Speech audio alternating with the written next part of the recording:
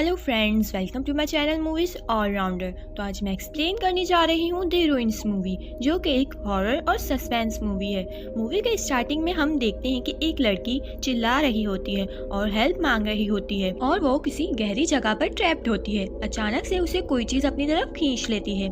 Scene shift होता है और हम 4 फ्रेंड्स को देखते हैं, जिनका नाम एरिक, उसकी गर्लफ्रेंड स्टेसी और जेफ, उसकी गर्लफ्रेंड एमी होता है, जो वेकेशंस के लिए मैक्सिको आए थे। वो पूल पार्टी कर रहे होते हैं। एक दिन बाद उनकी वापसी की फ्लाइट होती है। अब एमी का इयररिंग गुम हो जाता है, तो वो बहुत परेशान हो रही होती है। एक लड़का मैथियस एमी को परेशान होता देखकर समझ जाता है कि ये इयररिंग उसी लड़की का है और वो उसे इयररिंग दे देता है। जेफ उसे साथ बैठकर बियर पीने की ऑफर करता है।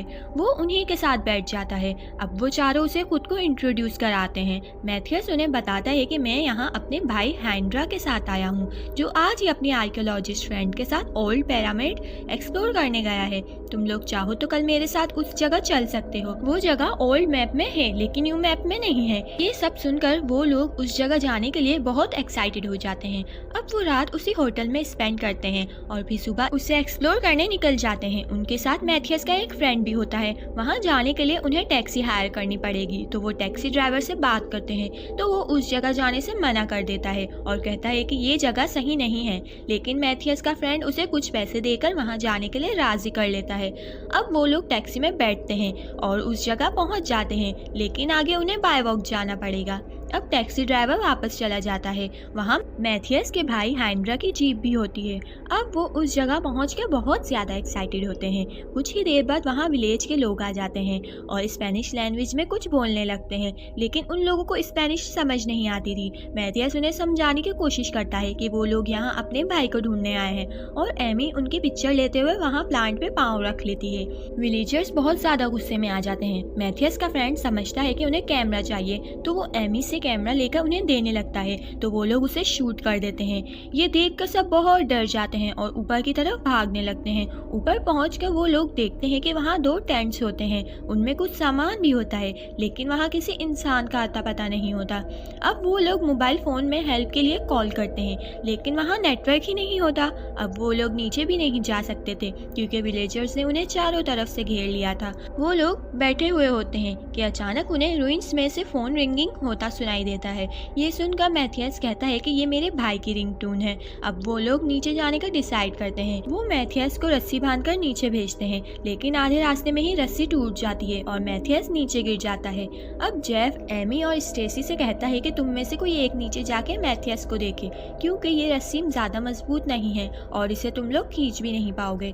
स्टेसी ना चाहते हुए भी नीचे चली जाती है। वो जमीन से थोड़ी ही ऊपर होती है तो रस्सी खत्म हो जाती है और उसे नीचे जंप करना पड़ता है। जंप करने से स्टेसी का घुटने पे कट लग जाता है। स्टेसी उन्हें बताती है कि मैथियस जिंदा है, लेकिन उसकी बोन्स फ्रैक्चर्स होने की वजह से वो हिल भी नहीं पा रहा। अब जेफ एमी से कहता है कि तुम्हें रुइंस में जाकर मैथियस को लाना पड़ेगा, तो एमी बहुत डर जाती है और वो विलेजर्स के पास चली जाती है हेल्प मांगने, और जेफ भी उसे मना करते हुए उसके पीछे आ जाता है, लेकिन वो एमी की कोई बात नहीं सुनते। गुस्से में आकर एमी उन्हें वहाँ ग्रो हुए प्लांट उठाकर फेंकती है, जो एक बच्चे को जा लगते हैं, तो विलेजर्स उस बच्चे को भी शूट कर देते हैं। अब जेफ समझ जाता है कि यहाँ कोई तो ऐसी बात है जिस वजह से विलेजर्स हमें यहाँ से वापस नहीं जाने दे रहे। अब वो वापस ऊपर आ जाते हैं और वो लोग स्ट्रेचर बनाते हैं, जिससे मैथियस को ऊपर लाया जा सकता था। अब एमी नीचे जाती है और वो दोनों मैथियस को उठाकर स्ट्रेचर पर लिटाकर ऊपर भेज देते हैं और फिर वो दोनों भी ऊपर आ जाते हैं। अब रात हो रही होती है। टेंट में 2 लोग सोते हैं और 2 लोग वॉकआउट करते हैं। सुबह जब वो उठते हैं तो स्टेसी अपने पाँव देखती है, तो उसके पाँव पे प्लांट्स के लिए ग्रो हो चुके होते हैं और उसकी रूट्स पाँव के अंदर ग्रो हो चुकी होती हैं। स्टेसी काफी चिल्लाती है, तो मैथियस उसके पाँव से वो रूट्स निकालने लगता है। अब बाहर मैथियस भी चिल्लाने लगता है। जब वो देखते हैं तो उसका भी यही हाल होता है। जेफ रूट्स हटा तो देता है, लेकिन वो पूरी तरह से नहीं हटती। अब तभी रुइंस में से फोन रिंगिंग होने की आवाज आती है और वो लोग डिसाइड करते हैं कि नीचे जाकर फोन लेकर आएंगे ताकि वो मदद बुला सकें। अब स्टेसी और एमी नीचे रुइंस में में जाते हैं तो उन्हें एक डेड बॉडी दिखती है जिसकी पॉकेट में फोन होता है। जब वो फोन देखते हैं तो वो टूट चुका होता है और फिर भी रिंगटोन की आवाज आ रही होती है। एमी देखती है वो आवाज उन प्लांट्स के फ्लावर से आ रही है। एमी उस फ्लावर्स को पकड़ती है तो वो प्लांट्स उन पे अटैक करके उनकी तरफ बढ़ने लगते हैं। जैसे जैसे वो दोनों उन प्लांट से जान बचाकर ऊपर आ जाती हैं। एमी और स्टेसी बहुत ज्यादा शॉक्ड हो जाती हैं। कुछ देर बाद वो लोगों को जो कुछ उनके साथ हुआ वो सब बताती हैं। अब वो लोग फूड को थोड़ा थोड़ा डिवाइड करके खाते हैं क्योंकि उन्हें नहीं मालूम था कि वो लोग यहाँ कब तक रहेंगे।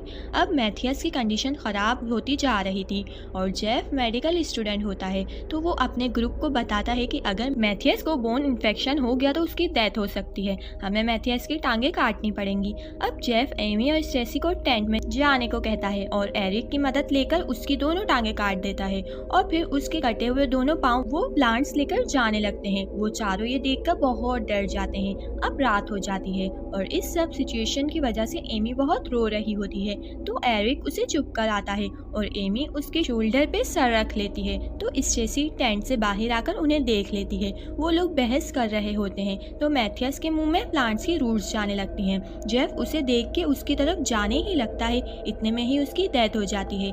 ये देख के स्टेसी कहती है कि ये मेरे अंदर भी मौजूद हैं, मैं इन्हें फील कर सकती हूँ। तो एरिक और एमी उसे चुप करा देते हैं और कहते हैं कि ऐसा कुछ भी नहीं है। लेकिन सुबह वो लोग देखते हैं कि ये रूट्स स्टेसी की पूरी बॉडी में फैल चुकी हैं। स्टेसी की रजामंदी से जेफ उसके पाँव और कमर पे छुरी से कट लगाकर रूट्स निकाल लेता है। तो स्टेसी कहती है कि ये मेरे पेट में भी है और सर में भी, प्लीज इसे भी निकाल दो। तो जेफ कहता है कि हम मजीद कट्स नहीं लगा सकते क्योंकि बॉडी पे और ज्यादा कट लगाने से उसकी डेथ भी हो सकती थी। अगली सुबह स्टेसी उठती है तो सब सो रहे होते हैं। वो छुरी उठाकर अपने सर, पाँव और भी स्किन पर कट लगाकर रूट्स निकालने लगती है। वो तीनों उठकर बाहर आकर देखते हैं तो उसे ऐसा करने से मना करते हैं लेकिन वो उनकी एक नहीं सुनती। जेफ उसे रोकने की कोशिश करता है तो गलती से जेफ के हाथ पे छुरी लग जाती है। अब एरिक उसके पास जाकर उसे रोकता है तो स्टेसी पीछे मुड़ती है और छुरी एरिक के चेस्ट पे लग जाती है और थोड़ी ही देर बाद उसकी डेथ हो जाती है और फिर वो प्लांट्स की रूट्स उसे भी खींच कर ले जाती हैं। स्टेसी बहुत दर्द में होती है तो वो जेफ से कहती है कि प्लीज़ मुझे मार दो, तो जेफ को ना चाहते हुए भी ये करना पड़ता है। अब जेफ एमी के फेस पर ब्लड लगा देता है और उसे गोद में उठाकर नीचे ले जा रहा होता है ताकि उन्हें लगे कि एमी की डेथ हो चुकी है और कहता है कि मैं उन्हें डिस्ट्रैक्ट करने की कोशिश करूंगा, तुम थोड़ी ही देर बाद उठकर वहां से भाग जाना और पीछे मुड़कर मत देखना, वहां जीप होगी, तुम उसे स्टार्ट करना, अगर वो स्टार्ट ना हो तो बस आगे बढ़ती जाना। फिर वो एक साइड एमी को लिटाता है और दूसरी तरफ उन्हें डिस्ट्रैक्ट कर रहा होता है। तो एमी उठकर ऐसा ही करती है जैसा जेफ ने कहा था। वो आगे बढ़ती जाती है तो उसे शूट करने की आवाज़ आती है। वो समझ जाती है कि जेफ को शूट कर दिया गया है। वो हिम्मत करके आगे बढ़ती है और जीप में बैठ जाती है और जीप स्टार्ट करती है। जीप स्टार्ट हो जाती है और एमी वहाँ से बच के अपने रास्ते चली जाती है। लेकिन हम देखते हैं कि वो रूट्स एमी की बॉडी में भी हैं और अब वो आज़ाद हो चुकी हैं। और फिर सीन शिफ्ट होता है। हम देखते हैं कि मैथियस के फ्रेंड के कुछ फ्रेंड्स उसे ढूंढते हुए उसी रुइंस तक पहुंच जाते हैं और यहीं पे ये मूवी एंड हो जाती है।